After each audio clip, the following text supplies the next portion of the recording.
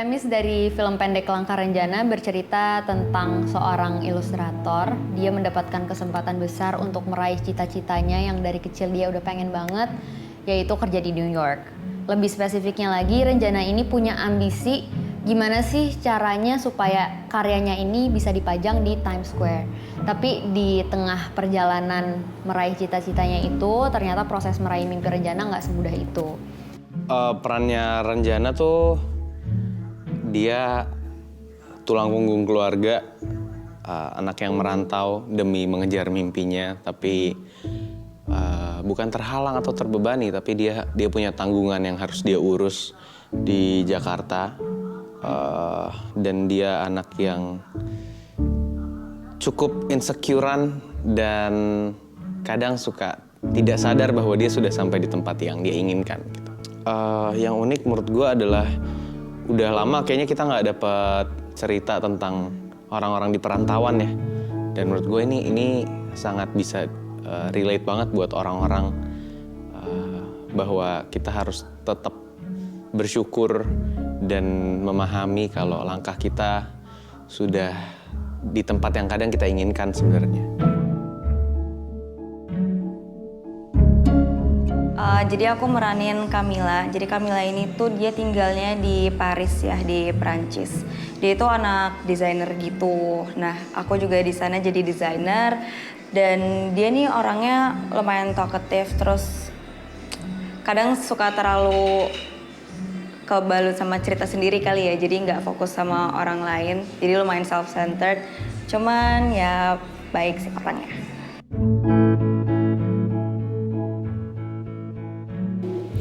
Hai semuanya, aku Ashira Zamita berperan di short movie Langkah Renjana sebagai Rania.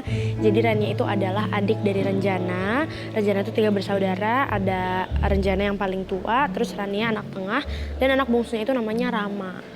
Kalau dari segi karakter, Rania ini dia sebenarnya kayak anak-anak SMA 17 tahun pada umumnya, cuman bedanya mungkin karena Rania ini udah ditinggal sama ibunya dari dia kecil, jadi dia punya sisi motherly yang lebih besar daripada teman-temannya. Dia dituntut, dipaksa oleh keadaan untuk bisa menjadi dewasa gitu. Ini pertama kali gue main film pendek sih, menyenangkan sih. Explore bentuk yang baru, gimana caranya menyampaikan perasaan-perasaan yang harus disampaikan ke penonton dalam waktu singkat. Jadi emang ya exploring new medium menyenangkan sih buat gue. Satu pengalaman yang menyenangkan banget, apalagi pertama kali sama layar virtual kan, syuting di studio, ceritanya lagi di mana gitu. Ini benar-benar pengalaman yang pertama kali banget sih buat aku.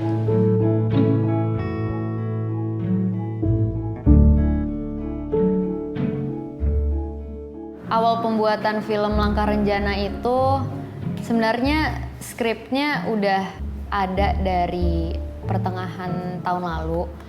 Aku develop bareng Vira namanya, teman SMA aku. Keunggulan pakai virtual production itu untuk skrip Langkah Renjana itu sangat membantu dan sangat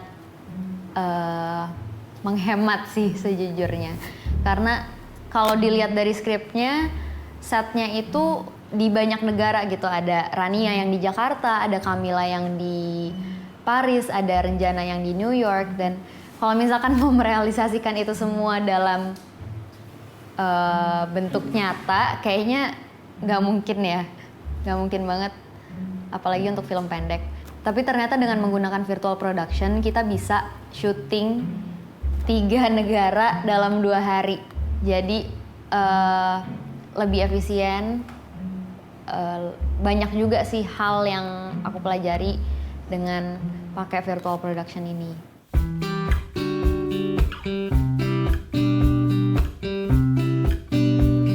Kalau ngomongin kendala, sebenarnya nggak ada kendala dalam konotasi negatif sih. Lebih ke challenge untuk kita sama-sama satu tim tuh bekerja sama untuk belajar hal baru. Biasanya kalau di produksian itu yang menentukan visual lebih banyak bobotnya di tim penyutradaraan, tim kamera dan lighting bersama dengan DP dan gaffer, terus production designer dengan tim artistik. Tapi kalau di sini kita juga rembukan lagi sama tim lain, yaitu tim 3D designer kali ya. Jadi mereka membantu untuk merealisasikan set secara virtual menggunakan Unreal Engine. Nah, tapi di Project Langkah Renjana ini, karena kita juga banyak mau explore, mau belajar, kita itu menggunakan aset-aset yang berbeda untuk background di layar LED-nya. Jadi ada yang kita bangun menggunakan Unreal Engine dengan 3D designernya, ada juga yang kita coba beli footage, terus coba deh kita syuting pakai footage ini yang kita beli. Terus ada juga yang kita rekam materinya menggunakan iPhone, terus kita pakai sebagai background LED. Hal yang challenging di produksi ini yaitu karena kita syuting dengan sistem virtual production seperti ini, jadinya kita harus menyamakan mulai dari perspektif kamera dengan asetnya, ataupun asetnya menyesuaikan kamera.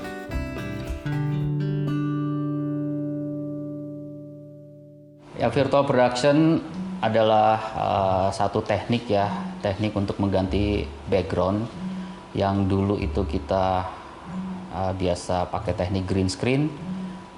Sekarang itu kita pakai screen beneran untuk mengganti backgroundnya. Sebenarnya teknik ini sudah pernah dilakukan zaman dulu pada saat zaman film hitam putih malah. Jadi pakai proyektor film, sorot layar yang ada di belakang, terus kamera ngambil dari depan. Biasanya dipakai untuk shot traveling atau shot di kendaraan. Perkembangan teknologi saat ini kita bisa menggunakan LED sebagai background. Selain LED yang digunakan untuk mengisi kontennya, kalau dulu adalah footage video, sekarang itu menggunakan game engine. Game engine ini sangat fleksibel untuk kita gunakan untuk mengganti background. Kenapa? Karena konten itu bisa kita kontrol dan kita bisa konekkan kamera virtual yang ada di game engine tersebut ke kamera real. Jadi secara teknis itu kita mesti tahu dulu ya kan yang namanya skrip, jalan ceritanya kayak apa, penempatannya di mana, di negara apa, ya pokoknya semacam itulah. Jika memang dari situ sudah oke, baru kita import lagi ke third party yang bernama Brainstorm. Setelah sampai di Brainstorm, kita mentransfer set-set yang di Unreal ke Brainstorm untuk menyalurkan setnya ke LED screen layar virtual. Peralatan yang dibutuhkan untuk virtual production itu ada 3 hal yang utama ya. Sudah pasti adalah LED, yang kedua adalah LED processor yang sangat memegang peran yang cukup penting, sangat penting malah.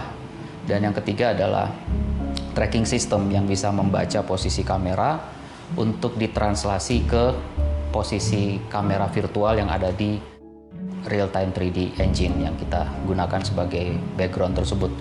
Yang kami miliki di layar virtual itu adalah semua spek yang mengikuti standar industri film ya. Jadi dari LED, prosesor yang kita gunakan itu prosesor yang memang mumpuni untuk mengikuti kemauan DP. Jadi apapun yang DP atau Director of Photography inginkan untuk menyamakan gambar yang diterima kamera untuk disamakan kepada LED itu bisa dilakukan. Film ini juga sedikit banyak cerita tentang mimpi sih, karena menurut gue untuk mencapai mimpi nggak selamanya kenyataannya itu sesuai dengan ekspektasi kita. Terutama mimpi-mimpi kita pada saat masih kecil, misalkan kita pengen jadi apa, kita pengen mencapai suatu hal. Ternyata pas kita udah gede, mencapai hal itu belum tentu 100% mulus. Ternyata bahkan bisa jadi itu hal yang terberat di hidup kita. Jadi sedikit banyak tentang Langkah Renjana itu, sisanya bisa ditonton.